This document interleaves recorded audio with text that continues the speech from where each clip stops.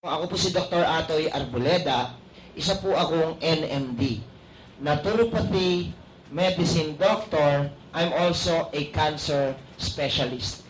Before ang pagiging NMD sa Pilipinas ay hindi accredited neither licensed, so we used to practice our profession outside the country pa po. Pero through the efforts of Senator Juan Flavier, pinasa niya po yung batas na Republic Act 8423 na kung saan nabigyan na po ng license and accreditation ng mga NMDs para naman po sa Pilipinas makatulong. Para po may idea kayo kung sino pa yung mga NMD, sulat natin, ha? Dr. Flavier is also an NMD. Dr. Dairit, yung tatay po niya, yung matandang Dairit kung tawagin namin, ang father of naturopathy sa Pilipinas. Okay? Dr. Jaime Galvestan, Dr. Duque III, Dr. Gary C., Dr. Tam Mateo, Dr. Omar Arabia, Elizabeth Migalier, at napakarami pa pong iba. To be exact, 1,266 na po kami ng mga NMDs ngayon sa Pilipinas at kami po ay under ng DOH, sangay ng PITAC, Philippine Institute for Traditional and Alternative Healthcare, at patuloy pong nag-aaral through PINS or Philippine Institute of Naturopathic Sciences and PCAM, Philippine College for the Advancement of Medicine. Okay? Maliban sa pagiging doktor, I'm also a broadcaster. Baka may mga kamag-anak kayo na hindi nyo po nayayaya dito, they can tune in sa DZME, 1530 kHz every Saturday, 1 to 2 p.m. Ang programa ko po ay Kalusugan at Kabuhayan with Doc Atoy Arboleda. At yan po ay sa AM band. AM. Ha? Madali lang tandaan kahit hindi po kayo makapaglista. Isipin nyo lang yung sweldo. Bakit? 15, tsaka katapusan. Yan. Ako din po ay TV host. At mapapanood naman po tayo sa RPN 9, na ngayon ay CS9 na, Buhay Pinoy, regular quarterly guestings with QTV 11, RX-Men, sa UMTV 37, Doc on TV, I'm together with Dr. Edwin Bien, at sa ABS, CBN, Channel 2, para sa Going Bulilit. Salamat, Doc. Tama. I'm also a columnist. Nagsusulat po tayo sa Health Today news, magazine, and other newspaper.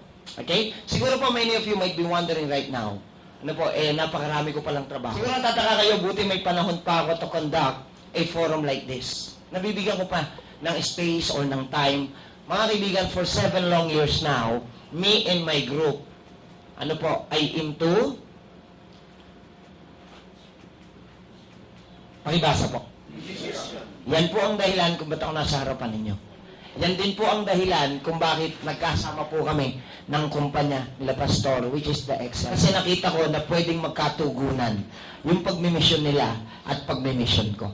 Okay? Ano yung ginagawa kong mission? For 7 long years, we've been traveling all over the Philippines, lahat ng sulok ng Pilipinas. At sa ibang bansa ho, nakarating na rin just to conduct the mission. Anong mission?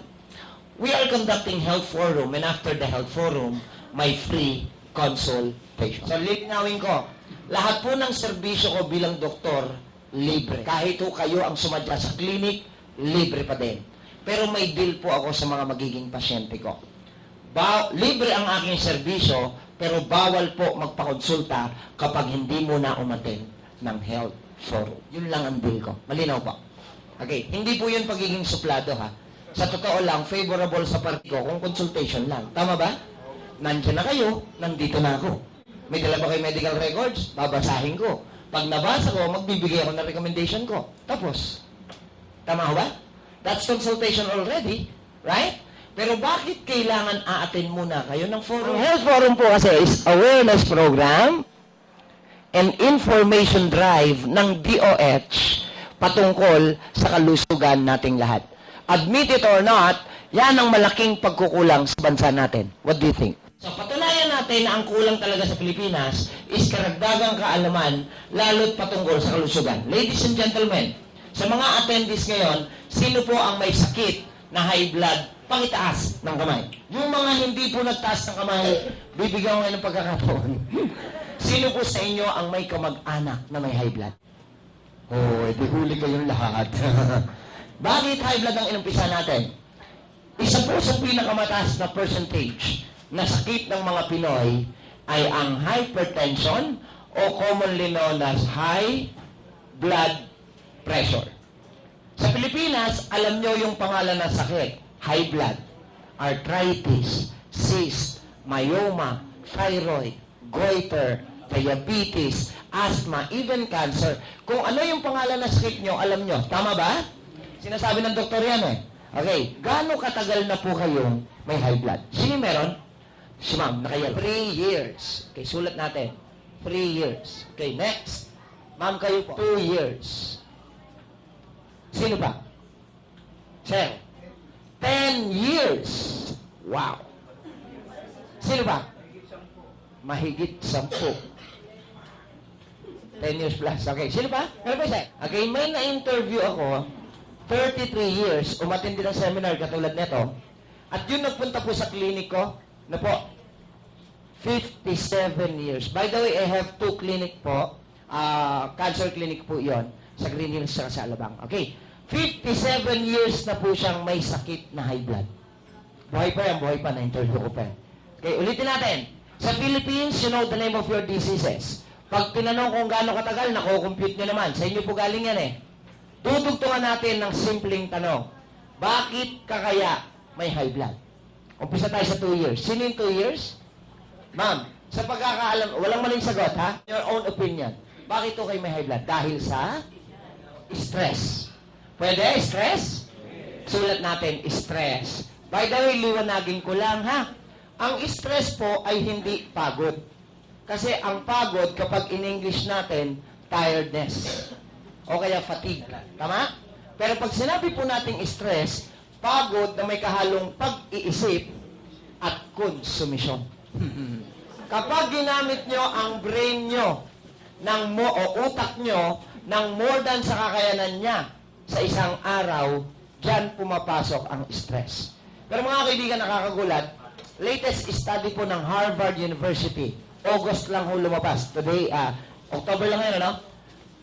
August lang lumabas, hindi pala porkit ginamit mo yung brain mo ng more than enough sa isang araw, stress na. No. Ang sabi ron, kapag ginamit mo ang brain mo negatively, tsaka lang papasok ang stress. Pero kahit gaano ka-busy ang utak mo, pero puro magagandang bagay ang tumatakbo dyan, never kang mai-stress. Eh dati, ang sabi ng science, once you practice your brain more than enough sa isang araw, dyan papasok ang stress. Pero recent study show, kaya nai-stress kasi negative thoughts ang tumatakbo. Okay? So kaya ko lang nililinaw ito. Ano ho? Pagka ginamit natin yan negatively, ng sobra sa kakayanan sa isang araw, doon pa lang pumapasok ang stress. Kaya ko nililinaw yan kasi usually conduct seminars sa mga schools at may mga bata po lumalapit sa akin. Sabi sa akin, Doc, I'm stressed. Sabi ko, really? You're using your brain. Okay, yung 3 years. How about you, nanay? Bakit po sila may high blood? Sa pagkakaalam nyo? Dahil sa pagkain. Pwede? Sulat natin. Pagkain. Mahilig sa matataba. Mamantika. Maaalat. Chichirya. Soft drinks. Ayun. High blood. Yung isang 3 years. Nanay, kayo po. Pagkain din at maalat. Sige. Yung 10 years, may problema sa loob ng katawan. Bagay, pag walang problema, hindi ka magkakasakit. May problema sa loob ng katawan. Yung 10 plus years, pagkakalam nyo? Stress and lifestyle. Lifestyle plus stress. Okay? May iniintay ako sagot eh. Sisingit ko na lang. Total, dalawa na yung pagkain eh. May sumagot sa akin, Dok, kaya po ako high blood, lahi namin. Pwede? Lahi-lahi, hereditary, in science, genetically. Tama ho ba? Sabi ba naman ng interview ko, Dok, paano ba naman ako hindi magkaka-high blood? Simula pa sa lolo't lola ko, meron na niyan. Nanay at tatay ko, meron. Ako, meron. Yung anak ko, magkakaroon. 33 years. Ito po, aaminin ko sa inyo, sa haba-haba ng panahon ng pagsiservisyo ko, nakatapat ho ako ng napakasuplada kasi bilyonarya. Pero umatay na seminar. Umatay na seminar, she raised her hand. Ako, Doc, alam ko kung bakit. Sabi ko, that's good, ma'am. Bakit po? Kaya pala ako may high blood. Ang sabi ng doktor ko, tumataas daw ang dugo ko.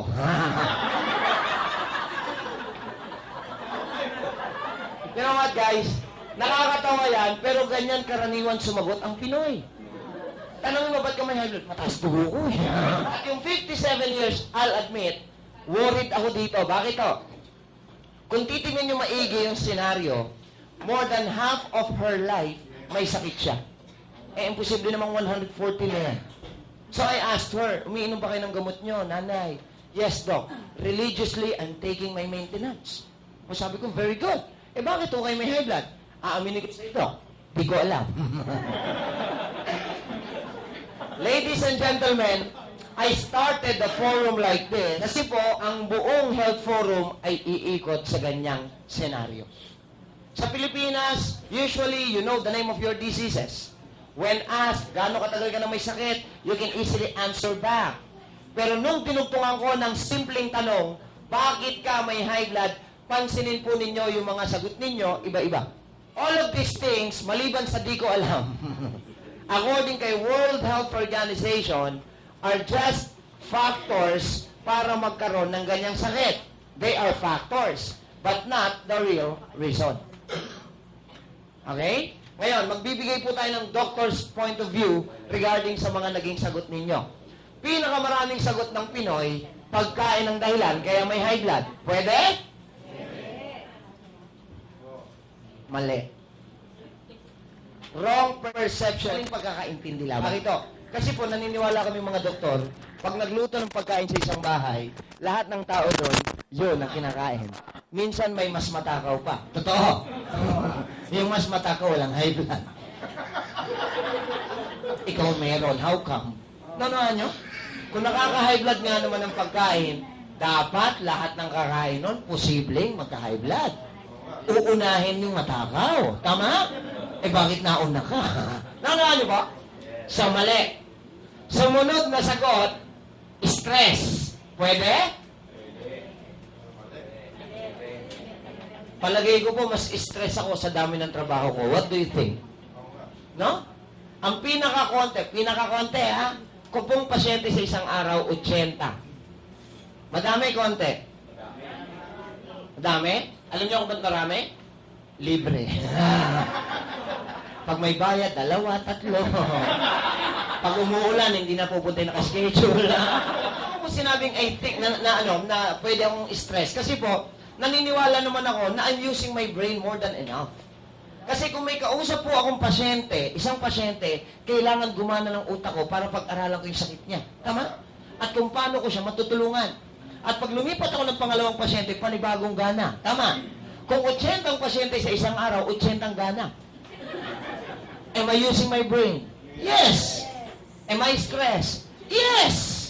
Pero wala ko high blood. Sabi nila, Doc, bata ka pa eh. Paano ka magkaka-high blood? Bata ka pa. Teka lang. Ibig nyo sabihin, pwede nating i-incorporate ang hypertension o high blood through aging? Mali. Bakit? Kung aging, kung pagtanda ang dahilan kung bakit may high blood, dapat lahat ng senior citizen meron. A recent study shows 48.2 SC or senior citizens lang ang may high blood. Wala pang kalahati. So, hindi dahilan ng pagtanda para magka-high blood. Same goes with those who are wearing eyeglasses right now. Pag tinanong mo, bakit ka nakasalamin? Ba't malabo mata mo? Talagang ganyan, tumatanda. Mali! Kung pagtanda ang dahilan para lumabo ang mata, dapat lahat ng senior citizen malabo ang mata. Bakit ang daming malinaw ang mata until now? Isang pinakamagandang example, lola ko po. Ang lola ko namatay 98 years old. Ni minsan hindi lumabo ang mata. Alam niyo kung bakit? Bulag. Joke lang yun. Joke lang. Totoo yun, namatay siya mali. Ang nanay ko po, ang nanay at tatay ko, they are now both 79 years old. pero they can still play badminton and volleyball. At ang nanay at tatay ko po, never na pong gumagamit ng salamin, nabalik na po yung vision nila na malinaw. At kaya kong patunayan yan, ang nanay ko, kahit walang ilaw, nakakapagbilang ng pera. Galing. So, aging is not a factor. Malinaw? Hindi factor yan. Next, hindi rason. Next, may problema sa loob ng katawan. Actually, checkan ko to, pero hindi siya specified, di ba?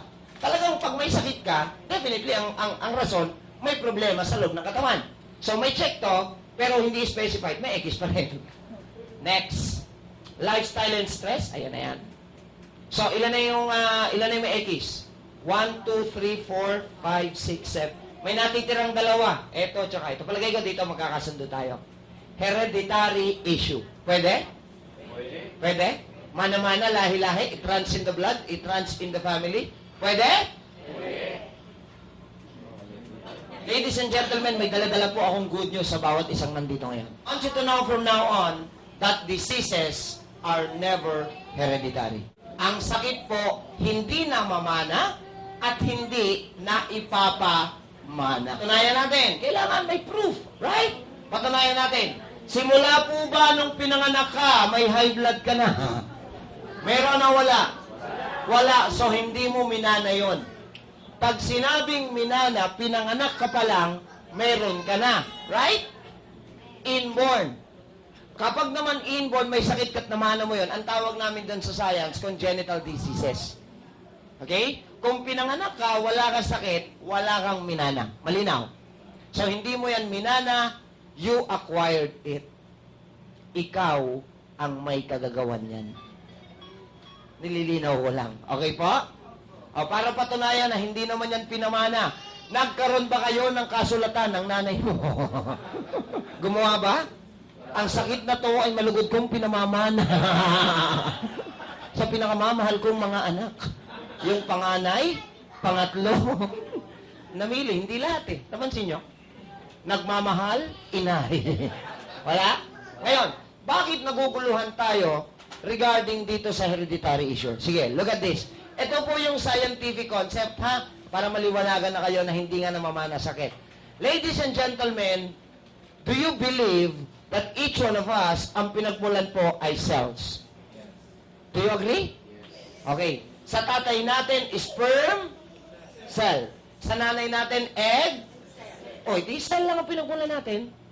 Okay. Yung cellula ng magulang mo, sabihin na lang natin, may high blood? Okay, granted, meron. Pero nung pinanganak ka, ikaw ay bagong cellula. Right? May high blood o wala? Wala. E hindi mo minana. Pero, itong bagong cellula na to, prone. Anong ibig sabihin ng prone? Malaki ang possibility.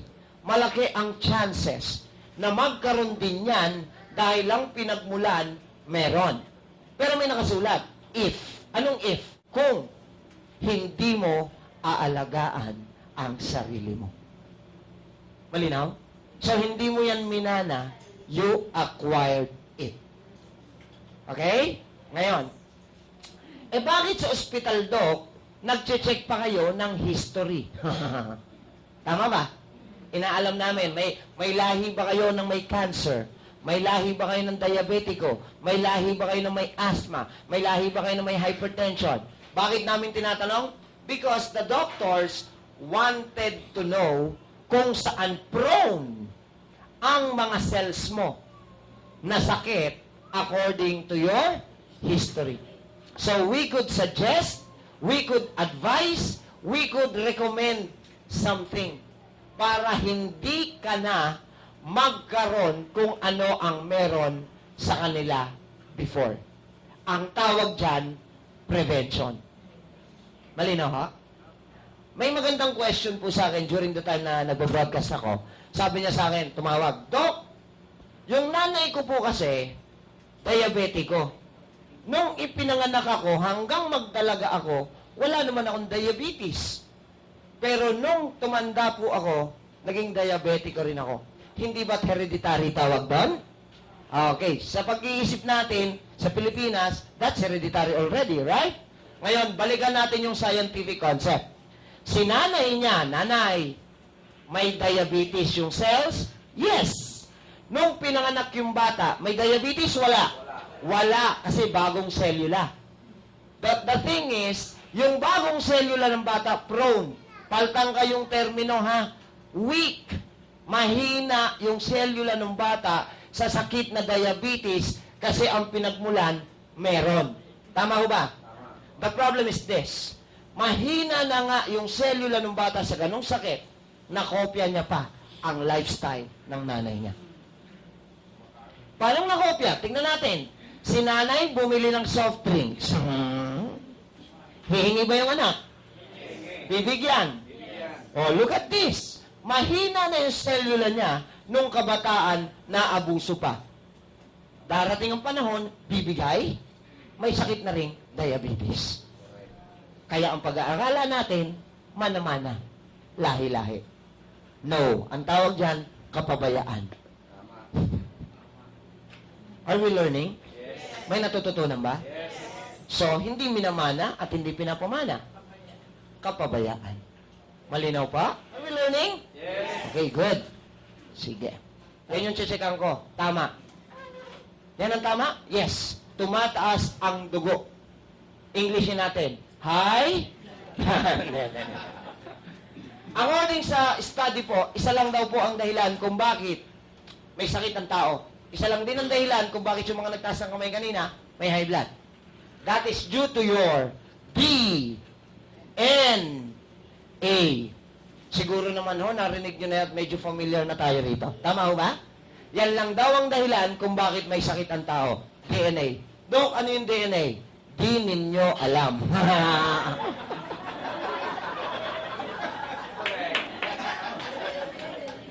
Right!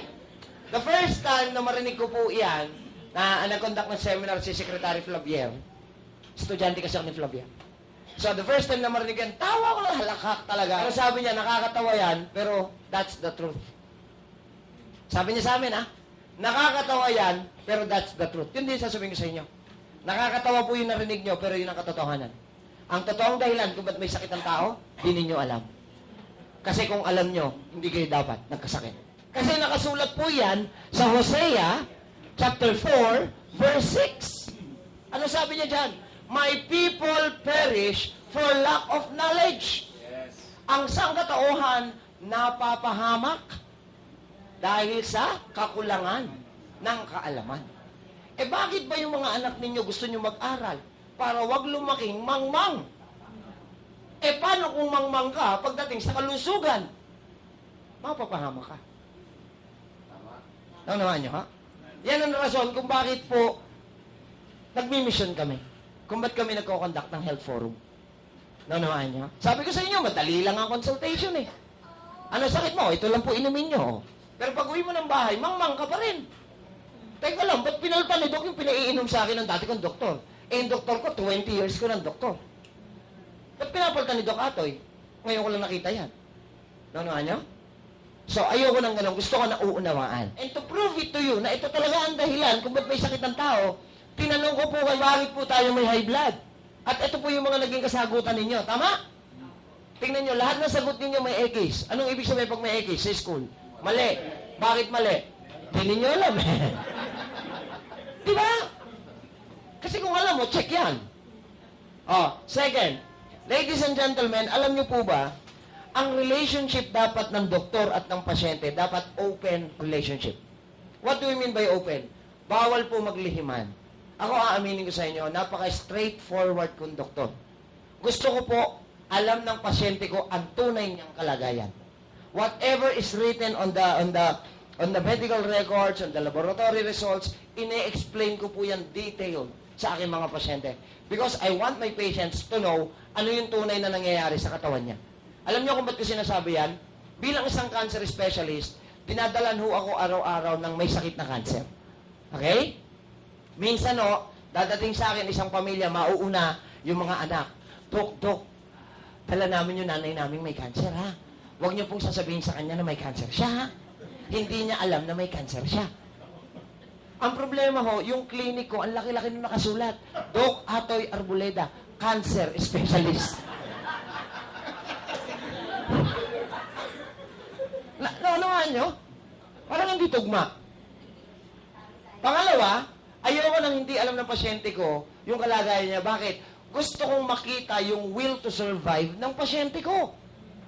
Kahit gaano kagaling ang doktor nyo, kung ayaw ng may katawan, walang magagawa ang doktor. Kaya binubulungan ko ang pasyente. Lalaban ba tayo? Kasi laban mo to eh. Makikibaka lang ako. Totoo yun ha. Cancer is a battle. Battle yan ng pasyente. Hindi ang battle ng doktor. Makikibaka lang kami, tutulong lang ho kami. Pero ang battle na yan is dun sa may-ari ng katawan. Yung doktor, gustong-gusto siyang pagalingin. Yung may katawan, suko na ako, ayoko na eh. May magagawa si Doc? Naunuan niyo, ha? That's why, kailangan alam ng pasyente kalagayan niya. Okay? So, kung meron ako kayong mga pasyente na ayaw niyo ipala, huwag niyo sa akin nadalhin. Ipapaalam ko. At least may abiso na, ha? Okay, pangalawa, bilang mga pasyente naman, eto naman, ako straightforward. Bilang mga pasyente naman, I hope you can read between the lines. May kasabihan po kami sa ospital, ang pasyenteng sinungaling, kailanman hindi na gagaling. Bakit to? Manghihiram lang ako ng props, ha? Minsan mo kasi lumabas na yung results. Laboratory results, ha? Hawak na namin, binabasa na namin. Nakita namin ang dumi-dumi ng dugo dahil sa bisyo. Vices. Tatanungin namin yung pasyente, ano po bang bisyo nila? Wala. Maraming ganyan. Hindi na ngayon nagtugma ang laboratorio at ang sinasabi ng pasyente. Tama? Hindi na makikita ng doktor yung point of origin. Saan nagsimula. Hindi na kami makakatulong. Kaya malinaw yung kasabihan namin, ang pasyenteng sinungaling, kailanman, hindi na. So, okay lang ba maging honest? Yes. Unang tanong, and I need you to be honest. Kung gusto nyo makatulong kami sa inyo. Ha? Unang tanong. Ladies and gentlemen, totoo po ba na pag nagkakasakit daw po kayo, ay nagiinuman kayo ng gamot? Tama. Applicable sa lahat yun, ha? Okay. Second question. May kaugnayan sa una. What's the real reason why you are taking medicine? Ba't kayo uminom ng gamot? Kasi gusto nyo? Ay, praise God. Pumaling. Ang sarap pakinggan, ang sarap titigan, ang sarap maranasan kung may sakit ka. Right? Pero pag binalikan ko po yung pinag-uusapan natin kanina, magtataasan kayo ng kilay. You told me just a while ago, the main reason why you are taking medicine, it is simply because gusto mong gumaling. Tama. Kung gumaling ka, pakipatunayan nga sa akin na gumaling ka, 2 taon na, may high blood ka ba? 10, 33, and even 57 years? Ladies and gentlemen, ang totoong gumaling, hindi dapat aabutin na 6 na buwan na may sakit. Yan ang treated, yan ang cured. Tama ba? May hangganan. So, babalikan natin. Gumaling ho ba tawag dito? Gumaling ho ba ang tawag dito? Ayaw nyo namang sisagot. Gumaling hindi? Hindi. So, there must be something wrong with the system. May mali sa sistema. Yan po ang kauna-unahang rason kung bakit ako po ay nagtsatsaga na magbigay muna ng health forum. Hindi bali pong mapagod ako kasasalita.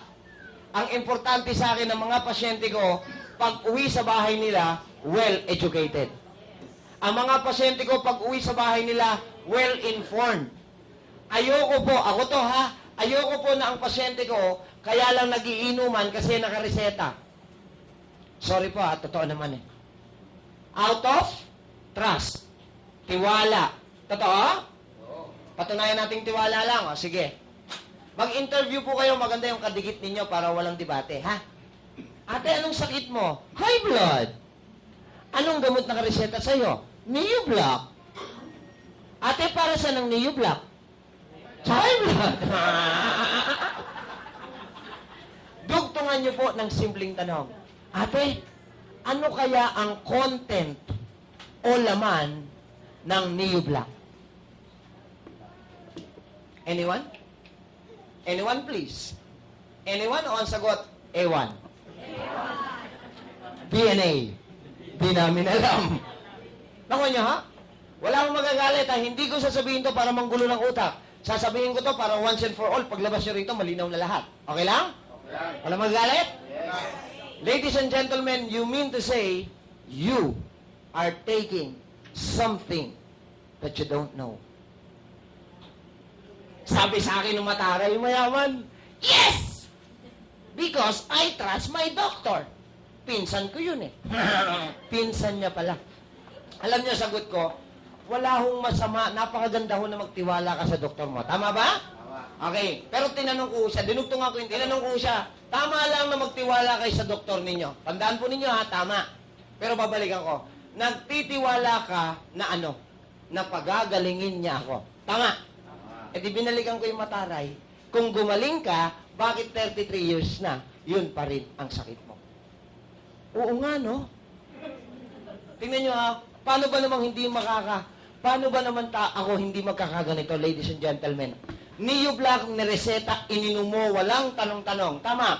May pinainom kami, doktor din naman ako. May pinainom ako, ginger. Alam ng lahat ng tao ang ibig sabihin ng ginger. Luyang dilaw. Ano laman? Luyang dilaw. Tatanungin ako, nakagagaling ba yan? Hoy! Neo Black, hindi mo alam, ininom mo eh.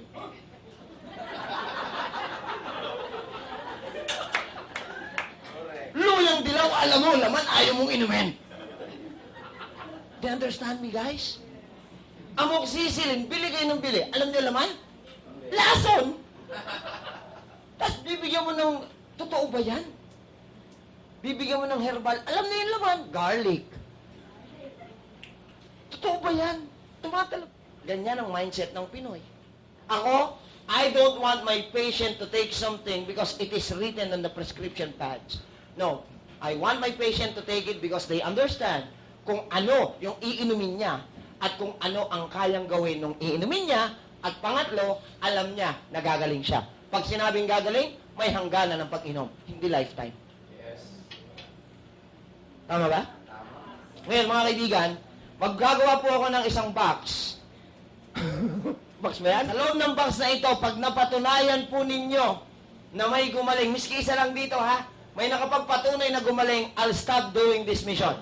Kahit medyo matagal ko nang ginagawa, sige, willing po ako huminto. Pero kailangan, may mapatunayan sa loob ng box na gumaling. Okay? Green. Asul. Unang taon yung pasyente nagpa-check up kasi may sakit siyang high blood.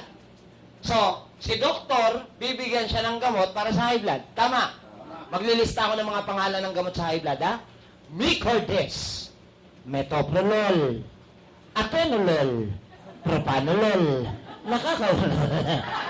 Norvas, Norplas, Ambas, Amplas, Betalac, Calciblac, Neoblac, Terablac, Haloblac, Lifestar, Losartan, Kumbisar, Nipedipin, Amlodipin, Catapres, Agalat, Vasalat, Plendil. 148 brand sa Pilipinas. Banggitin ko lahat? Huwag nagagabihin tayo. Nabanggit ko ba iniinom nyo?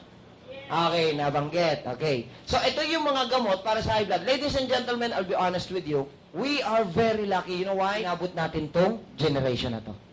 Yung nanay at tatay ko, nung panahon nila, pag niresetahan sila ng doktor nila, wala silang dapat gawin, kundi sumunod. Ganun lang. Ganun lang kasimple dati. Tama. Ngayon hindi eh. Pag niresetahan ka, before you take it, pwede ka mag-conduct ng sarili mong research. See?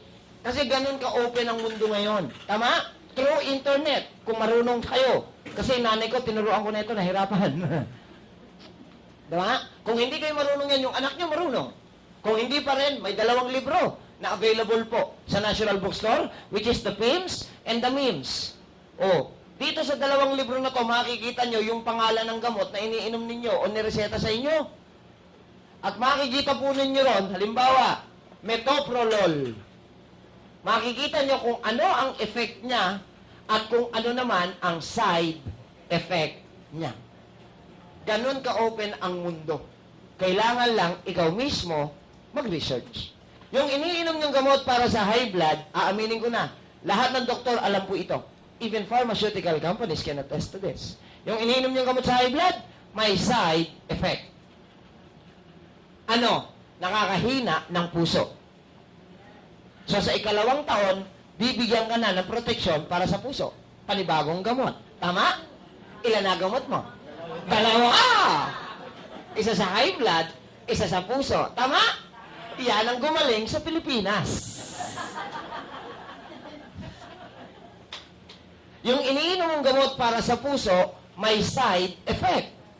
Ano? Nakakalapot ng dugo. So on the third year, bibigyan ka ng blood thinner. Aspirin, Aspilet, pampalabnaw ng dugo. Tama? Ilan na gamot mo? 3. Isa sa high blood, isa sa puso, pampalabnaw ng dugo. 3? Yan ang gumaling sa Pilipinas. Yung iniinom yung pampalabnaw ng dugo, tuwang-tuwa naman ng Pinoy, bakit ang bait ng doktor ko? Habi ko talaga, bakit? Dinagdagan niya ako ng gamot, pero mumurahin lang. Wow! Bakit magkano ko yung binigay sa'yo? 35 cents hanggang 75 cents lang ang isa sa generics. Tama? Not knowingly, kaya mura, 3 ang side effect. 3, Dok? Yes! Pharmaceutical marketing states that low-quality drugs can never be sold on a higher value. Tama ba? Ay, paano mo ibebenta ng mahal, bagsak ang kalidad? Paano ba natin nakikita ang kalidad? Di inaalam namin ang toxicity level. Anong ibig sabihin ng toxicity level? Ilan yung madadamage niyan sa loob ng katawan ng tao? Pagka marami, hindi natin pwede ibentang mahal. Tama ba? Aminin ko na. Yung iniinom yung gamot na pampalabnaw ng dugo, 3 ang side effect. Listen to the word. Nakakasira ng kidney. Nakakahina ng liver. Nakakabutas ng colon.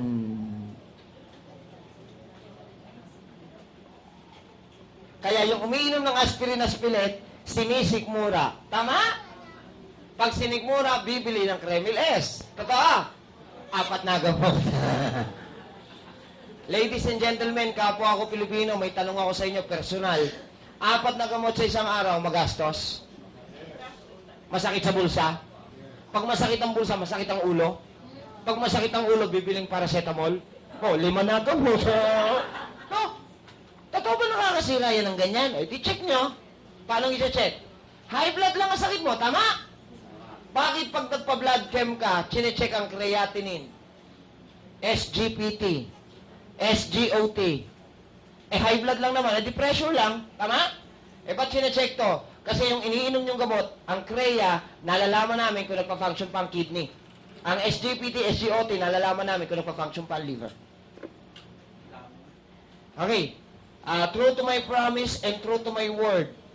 Pag may nakapagpatunay ho na may gumaling, hinto na ako, labas na ako. Game. May gumaling? Wala. Gumaling? Wala. Gumaling hindi? Wala. Hindi? O asa na yung purpose mo? Na kaya ka uminom ng gamot para gumaling? Tinatanong ko lang ho, asa na po yung purpose nyo kanina na sabi nyo sa akin, kaya po kayo uminom ng gamot? Gusto nyo gumaling? Asa na? Alam nyo kung ba't di gumaling ang Pinoy? Hindi mo mahal ang sarili mo. Kulang. Huwag naman sabihin hindi. Kulang ka sa pagmamahal sa sarili mo. Grabe ka naman, Dok. Sinusunod nga namin lahat ng pinabibili kahit mahal. Anong hindi mahal ang sarili? Excuse me, kung talagang mahal mo sarili mo, nadagdagan pa lang ng pangalawang sakit, nagtanong ka na kung bakit. Dok, high blood lang ako Sinunod ko naman yung sinabi mo. Bakit tinamaan yung puso ko? Have you asked? Or you just said yes? See? Kulang tayo sa pagpapahalaga at pagmamahal sa sarili. Yan ang dahilan kung bakit ang Pinoy halos walang gumaling. Yes. Tama? Pasensya na ko kayo kung bakit nire-reveal ko sa inyo to. Alam niyo kung bakit? Bilang isang misyonero, sa araw-araw po na pinagkakalooban ako ni Lord ng panibagong buhay para magising, I was tasked by God na mag-assist ng mga may cancer. Tama? At alam niyo ba, sa araw-araw na ginawa ni Lord, may dinadala ho sa kliniko, stage 4, cancer patient. Alam niyo ba ibig sabihin ng stage 4? Terminal case, last stage. At alam niyo ba pag dinadala sa akin to, umiiyak po yan? Umiiyak yan. Dok, tulungan mo ko. Ayoko pa mamatay. Kawawa naman ang anak ko. Kawawa naman ang pamilya ko. Tama? Alam nyo, bilang dalawa nararamdaman ko, mixed emotions. Bilang misyonero, awang-awa po ako. Bakit? I know the pain. Pinag-aaralan namin ng pain management eh. Alam ko yung pinagdadaanan niyang sakit at hirap. Tama? Bilang doktor, inis na inis ako. Bakit ka naman nainis, Dok? Kasi ang tanong ko, bakit po nung stage 1, hindi nyo dinala? Anyone? Bakit? Ayun. Una, ano po? Di alam? Okay. Ano pa? Sige, para po masagot ko. Ano pa? Takot sa doktor? Takot sa doktor? Ano po, sir? Kaya pa. Kaya pa. Okay. Kaya pa ng katawan niya. Okay. Kaya pa. At ang pinaka, talaga matindi yung sagot, bakit hindi dinala? Dok, wala kaming? Magkaya ng pinag-usapan, tapos na usapan, eh, no? Okay. Isa-isahin ko po yung mga naging reasons sa kung bakit hindi raw dinala. Yung di ko alam, ikisan ko, bakit?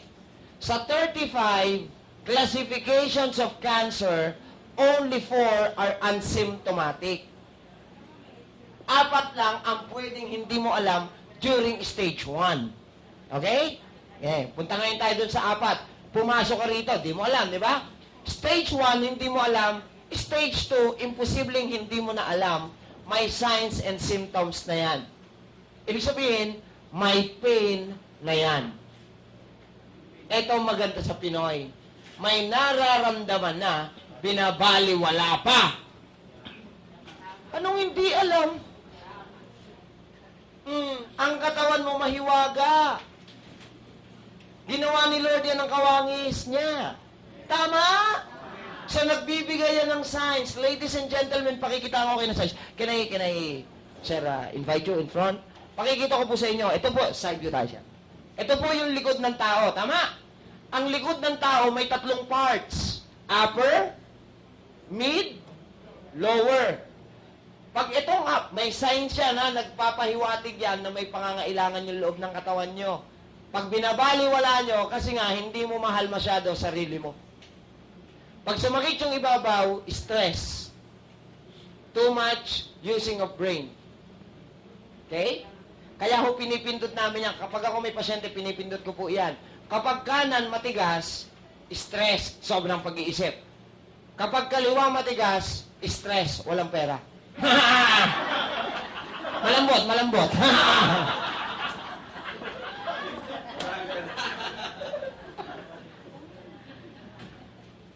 Kapag yung gitna, kumirot, nakaramdam ng pain, nagre-reklamo, silangs. Baka hindi ka na pinapawisan. Baka hindi ka na naaarawan. Baka hindi ka nag-i-intake ng tamang dami ng oxygen.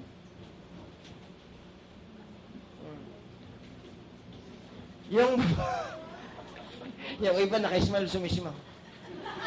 Mga guilty. Yung iba ba, pag kumirot, may nagre-reklamo, kidney. Mas nasarapan ka siguro sa soft drinks, iced tea, juices. Humihingi na siya ng water. See? All of these things, may signs. Eh yung iba, sakit na ng likod ko, pahinga lang to. Thank you, kuya. Naunawaan nyo? Pag binaliwala mo, it may lead sa mas malala pa. Naku nyo? Kaya ito, may naramdaman, binaliwala. So, hindi ako pwedeng maniwala na hindi nyo alam. Okay? Punta tayo sa pinakamaraming kaso ng cancer sa buong mundo. Breast cancer. Pinakamarami yan. Huwag mong sabihin ang breast cancer, di mo alam bakit. Nagsisimula yan sa gamunggong bukol, gamunggo. At huwag mong sasabihin sa akin na hindi mo nakapa. Ano ka, hindi naliligo? Pag naliligo, hindi dumadaan?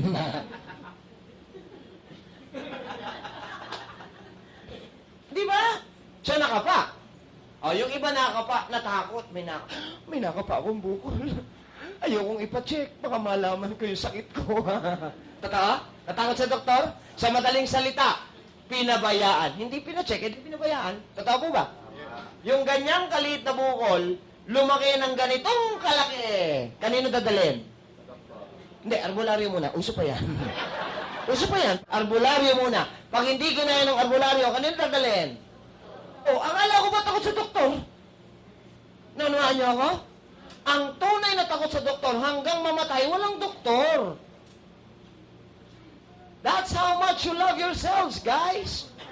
Di ba? We don't have, hindi na kayang lusawin or tunawin. We don't have any other recourse kundi surgical procedure. Opera. Alam niyo yan, ha? Pag inopera kayo, tatanungin ko, mas masakit? Yes. Mas magastos? Yes. Mas matagal magpagaling? Yes. Mas matagal kang walang pakinabang. Aray? Sakit naman magsalita ni Doc? Yes, tama lang. Because that's how you value yourselves. Uy, may sinasabi pa sa akin yung mga kamag-anak nyo, ha? I-reveal ko na sa inyo para alam lang ninyo, ha? Alam mo sabi nila sa akin? Sa kamag-anak nila may sakit? Yan nga, Doc, hindi na kumikita. Gastos pa. Sarap! Sarap! Tama! That's how you value yourselves. Because nobody will take good care of yourself, kundi ikaw lang. Tandaan mo yan. Your body is your own responsibility. Kasi pag may masakit sa'yo, walang masakit sa iba. Pag masakit ulo mo, masakit ulo ng asawa mo? Hindi, ah. Pag masakit ang tiyan mo, masakit tiyan ng doktor mo? Hindi, ah. See? Your pain is never the pain of others. And will never be the pain of others. Kaya, walang ibang mag-aalaga at magmamahal dyan, kundi ikaw muna dapat. Malinaw ho ba? Okay, game. So, okay na hindi ko alam at takot. Punta tayo sa kaya pa. Bakit nung stage 1, hindi nyo dinala? Kaya pa, Dok, eh. Oh, ngayong stage 4, hindi na kaya, Dok. Alam niyo sagot ko dyan? Kung dinala mo nung stage 1, kaya ka pa naming matulungan. Nung stage 4, hindi mo na kaya, hindi na rin namin kaya. Narinig niyo yung mga alibis? Lahat ng sagot dito, puro pagwawalang bahala sa kanyang sarili. Kulang sa pagmamahal sa sarili. Nakita niyo, sa inyo galing yung mga sagot na yan. Kinikilig ko lang. Pero pag ito ang sinagot sa ospital, tapos na usapan. Di ba? You are scheduled for chemotherapy under doctor, ganito ganyan tomorrow. Ay, naku, wala po kami. Okay, ingat po. Di ba? Alam niyo ba ang mga opera, yan yung may tumi-tumi sa dulo? Kunwari, nagkaroon ng appendicitis. Pag inopera namin yan, appendectomy. Tama? Yan minsan ang ayoko sa mga taong naka-card. Dahil naka-card, wala naman masyadong bayarin. Tama? Go nang go. Not knowing everything in detail na nasa loob ng katawan mo, napaka-importante. Hindi naman ilalagay ni Lord yan na walang gagawin yan dyan sa loob. Di ba? Lahat yan may workload sa loob ng katawan. Tama? Sumakit, naka-card. Di ba, usually, pag dinala sa emergency, ini-interview mo na bago asikasuhin. Okay, ano pangalan? Saan nakatira? Nagtatrabaho ba yung mister? Pero pag pinakita mo yung card, unahin yan! Nakalang, bayad ng insurance, eh. Tandaan, no? So, ganyan yan. Pag naka-card, may sumakit dito. Appendectomy, tatanggalin. May nakitang bukol dito, naka-card, mastectomy. Tama? Nakakita ng cyst, naka-card, hysterectomy. Tama? Bumalik, wala nang laman yung card. Ano sabi ng doktor? Don't talk to me. Kidding. Kala nung iba maganda to. No! You don't need this. Alam mo tunay, ano kailangan mo? Yung sarili mong card. Yang sarili mong card na yan, kaya nga cardio ang tawag dyan, eh. Yan ang kailangan mo. You need to understand that you need to love yourself first. Okay, so punta tayo rito sa walang pera. Sabi sa akin, bakit hindi mo dinala nung stage 1? Dok, walang pera eh. Di tinanong ko, ngayon po bang stage 4? May pera na. Ano po sagot? Wala. Uwi! Nagpapauwi ako ng pasyente. Yes! Sama mo naman, Dok. Hindi ho. Pinagbasihan ko lang yung rason. Balikan natin. Ano ang rason? Ba't di niya dinala? Walang pera. Stage 4. May pera wala? Wala. Pinawi ko. Dok, gagawin namin ng paraan. See? See? Nakita niyo mag-isip ang Pinoy? Gagawan din pala ng paraan, hindi pa nung maaga-aga. Ganon din pala eh. Nakita niyo kung gaano niyo mahalagayin ang sarili ninyo? O, eto po, pag hindi mo tinanggap, wala kang kwentang doktor. Tama. Ngayon, iiral ang pagiging humanitarian ng mga doktor, tutulungan sa abot ng aming pinag-aralan at makakaya. Tama? Tutulungan namin. The problem is, too late the hero. Hindi kinaya na matay ang pasyente. Sino sisisihin? Sino? See? How easily you can judge us. Ladies and gentlemen, kasalanan ba namin na pinabayaan mo sarili mo? Kasalanan ba namin lumala ka? Isipin mo, tumulong na, doktor pa sisisihin? Saan nyo kami palulugarin ngayon? Pag hindi namin tinanggap, walang pusong doktor, walang kwentang doktor. Tama? Pag tinanggap, hindi kinaya, mahinang doktor.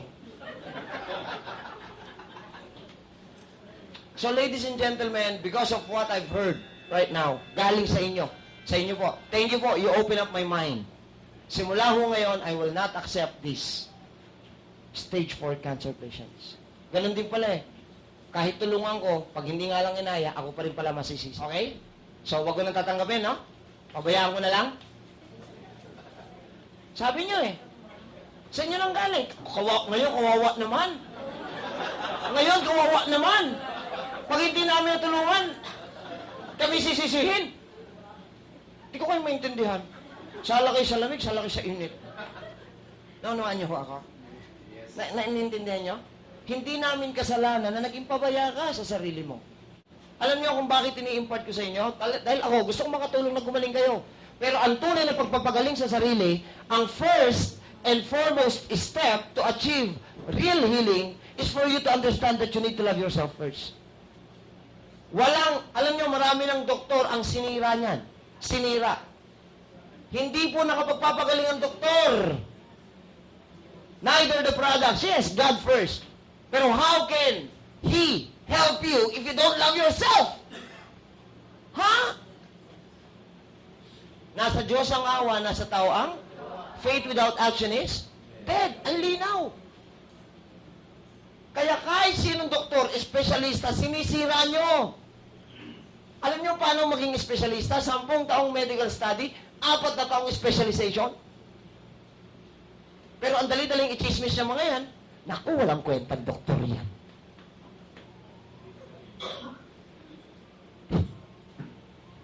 Hindi ka gagaling pag hindi mo mahal sarili mo kahit magaling yung doktor mo. Bakit? Tingnan natin. Sinabi ng doktor na bawal. Dahil hindi mo mahal yung sarili mo, nakatalikod na kasi yung doktor. Konti lang, gutom na talaga ako eh. Totoo, hindi. Gagaling, sira ang doktor. See? Kapag ako, nai-impart ko sa inyo itong you need to understand that you love yourself, kahit hindi ako nakatingin, dahil mahal mo sarili mo, iingatan at aalagaan mo yan. Yes. Tama. Diyan pa lang kayo makakaramdam ng totoong paggaling. Kasi alam mong bawal, you will not do it. Right? Hindi naman namin kayo pinagbabawalan para lang pahirapan kayo. Di ba? Naunawaan nyo, ha? Pag hindi mo naunawaan yan, huwag ka na umasa na gagaling ka. Aba, hindi mo binibigyan ng pahalaga eh, doktor pa. Sarili mo nga, hindi mo binibigyan ng pahalaga eh. Pagkapahalagahan ng doktor mo, nasakit mo, high blood, microbitis. Uy, ano sakit mo? Arthritis, buminal ng ng Voltaren SR. Wow! Narinig nyo na yan, Voltaren SR? Allopurinol. Pag uminom, nawawala yung sakit, na? Nawawala? Sira kidney mo. Pero wala yung sakit. Na-address namin yung sakit mo. Tama? And because you don't love yourself, you don't care kung ano yung pinainom sa'yo. You don't care? Mamaya, pagkatapos nito, you care much. You care much about yourself. Okay? Paano ko nasabing hindi nyo mahal ang sarili nyo? Tingnan natin. Madalas ko pong naririnig ito, ang Pinoy, mahilig sa kapalit ng konting halaga, sariling kalusugan. Totoo po ba? Pero ang gumagawa nito, hindi naman yung mga dalagat binata eh. Ang usual na gumagawa, kasi yung mga dalagat binata, mababa pa po ang sense of responsibility. Totoo naman. Di ba? Ang totoong nagtitipid, palatipid ay walang iba kundi ang mga parents, sa mga magulang. Bakit ba pala tipid ang mga magulang? For the love and sake of their kids, for the love and sake of their family. Totoo po ba? Yes. Tama ba? Sang-ayon ba yung mga magulang sa akin dito? Sino po rito mga magulang na? Taas ang kamay. Sige po, okay, maiyak. Be proud. Magulang eh. Sino yung sobrang gulang na? Wala, okay. Paano ko nasabi ito? Look at this. Si tatay, sige, parehas na lang. Nagkasakit, nagpunta ng ospital. Ang sabi ng doktor niya, Nay, tay, 14 days ang treatment period, treatment program. Pagkakaharap yung doktor, opo, dok. Tama? Paglabas niyan, pupunta ng butiga, magkano po yung isa na itong nakareseta? Naku, mahal pala. Bigyan mo nga muna ako ng pampitong araw. Yan. Totoo, hindi? Totoo. Ang good news, ang medicine, ang drugs, if taken on 3 days continuous basis, it will take effect. Tatalab. Makakaramdam ka ng pagtalab. If what more kung ininom mo ng 7 araw, tatalab? Gumanda pakiramdam. Ang sabi ni nanay tatay, malakas na ako. Wala na yung sama ng nararamdaman ko. Tama? Imbis na bumili pa ako ng gamot, ang mahal idadagdag ko na lang pambaon ng aking 4 na nag-aaral na anak. Tama? Sabi naman ni nanay, ibibili ko na lang ng dadagdag kong pamalengke para makapagluto ako masarap na ulam para sa aking mga mahal na anak. Tama ba, nanay? Tama ba, tatay? Ganyan mag-isip ang magulang? Palakpakan natin si nanay at tatay. Ulirang magulang. Matayo niyong pumalakpak. Tinatamaan sa pool. Sa madaling salita, you stop. Inihinto na ninyo. Tama. Pero you are not yet totally healed. You are not yet totally cured. Paano ko nasabi? Bakit naman po sasabihin ng doktor na 14 kung kaya sa 7? Bakit? Pag bumili ba kayo sa Mercury, kumikita doktor? It's me. Hindi Bayad na si doc. Consultation fee pa lang. Tama? Libre na ako ngayon. Wala na talagang bayad. Naunahan nyo? Bayad na si doc. Consultation fee pa lang. Hindi yan dinadamihan para pagkakitaan. Alam nga namang purgit na resetahan. Kita niyan, susunod ako sa Mercury. Uy, may 4 akong pasyente. Dito bumili. Akin na komisyon ko. Hindi pwede, right? So, wala. So, hindi yan dinadamihan para pagkakitaan. Kaya namin sinabing ganyang katagal ang inuman, according sa mahabang pag-aaral namin, ganyang katagal bago namin ma-address yung kalagayan mo. Pinag-aralan yan, hindi pinagkakakitaan. Malinaw po. Ngayon, the problem is this. You already stopped. May question po ako sa inyo, personal question ko to sa inyo, and I need your honest answer. Dahil inihinto mo, hindi ka pa naman magaling, is there any possibility na lumala ng sakit kinagabihan? Pwede? Pwede, no? Pag lumala ang sakit, kayo, babalikan ko, mas matipid po ba o mas magastos? Ano po? Mas magastos. Alam po ninyo yan? Yes. Alam nyo? Kung nasa korte tayo, kulong kayo lahat. Kanina, ang sabi nyo, kaya nyo ginagawa, nagtitipid kayo. Tama! Ito palang plano mo, mas magastos. Ano bang totoo? Naunawan nyo? Naunawan nyo? Sige. Yan po, kinagabihan. Itong susunod, ito yung project ko sa Pilipinas. Ito yung puso ng pagmimisyon ko sa Pilipinas. I want you to know this clearly. Kinagabihan lumala. Kinamadaling arawan. Hindi kinaya. You died. I'm not kidding. Who amongst you can tell me na magigising ka pa bukas? Please, raise your hand. See? Nobody knows, right? It is God's grace na mamula tayo bukas. Totoo? Yes. And come to think of this, tayo ngang walang sakit, hindi natin alam kung magigising tayo bukas. Ikaw pa kaya na may sakit na hindi mo tinapos yung tamang pangangalaga sa iyong kalusugan? Ladies and gentlemen, this is not a matter of pagtitipid anymore. May question lang ako, nanay, tatay, you died. Pag namatay ka, sino magbibigay ng baon sa anak mo? Sino magluluto ng masarap na ulam sa anak mo? Akala ko kanina, kaya ka nagtitipid, mahal na mahal mo, anak mo. Akala ko kanina, kaya kayo nagtitipid, mahal na mahal niyo ang pamilya niyo. Sa mga magulang na gumagawa na ito, nanay, tatay, alam mo tawag sa'yo? Selfish. Makasarili ka. You know why? Because you are only thinking of the present situation. You are not thinking ahead of time. Alam niyo, nanay, tatay, kung totoong mahal mo pamilya mo, kung totoong mahal mo ang anak mo, ang una mong alagaan, sarili mo! Dahil kung malusog ka, you can do anything just to earn money and give them a real good future. Mahal daw ang anak, gagawin pang alibay? Sorry po I'm not saying this to hurt someone's feeling. I'm saying this for you to understand clearly. Kasi, kita niya, natatawa kayo nung kinukwento ko to? Kanina? Tama? Bakit? The usual scenario You can relate easily, right? Kasi ginagawa natin, ginagawa ninyo. Nakagawian. Alam nyo, kaya po ako ito magsalita, hindi po kasi kayo nakakapakinig ng reklamo ng pasyente at reklamo ng nag-aalaga sa pasyente. Kami. Tama? Alam nyo, bilang isang misyonero, I conduct house visit sa mga cancer patients ko. Libre, walang bayad. I don't care kung lawag yan o bicol yan. Basta kayang puntahan ng kotse ko. Pag sira yung kotse ko, nangangabayo ko. Hindi, nabiro lang. Pinangingiti ko lang kayo. At kapag dumadalaw ako sa pasyente ko, ang dinadalaw ko, yung mga hindi makabiyahe. Tama ba? So, ibig sabihin, bedridden, nakahiga. Tama? At kapag dinadalaw ko itong mga pasyente ko na to, hindi yun na sumasalubong sa akin. Yung, sino na sumasalubong sa akin? Nag-aalaga. Sino yung nag-aalaga? Mga mahal sa buhay ng pasyente. Alam niyo kung sino sila? Banggitin ko, Si asawa, nanay, tatay, anak, o kaya kapatid. Tama? Depende sa estado ng pasyente. At alam niyo ba, pag sinalubong ako, sino una kong kinakamusta? Yung pasyente ko. Kamusta po pasyente ko? Alam niyo sagot? Kumakamot pa sa ulo. Yun na nga, Dok. May sakit na, gastos pa, alagain pa. Uulitin ko May sakit na, gastos pa, alagain pa.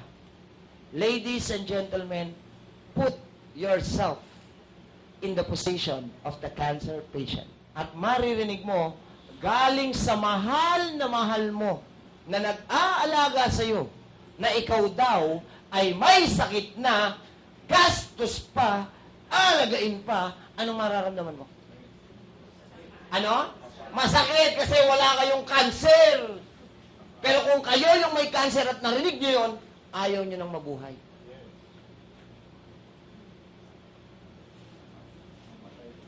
Kaya kanina ko pa po pinipilit. Napansin nyo? Idinidiin, walang ibang magpapahalaga, magmamahal sa sarili mo, kundi ikaw lang. Hindi ang asawa, hindi ang nanay, hindi ang tatay, hindi ang kapatid. Ikaw, bakit? Because love begets love. Respect begets respect. Don't expect others to love you if you don't love yourself first. May natutunan mo ba? Mahal mo na sarili mo? Yes. Sino pa nagtitipid?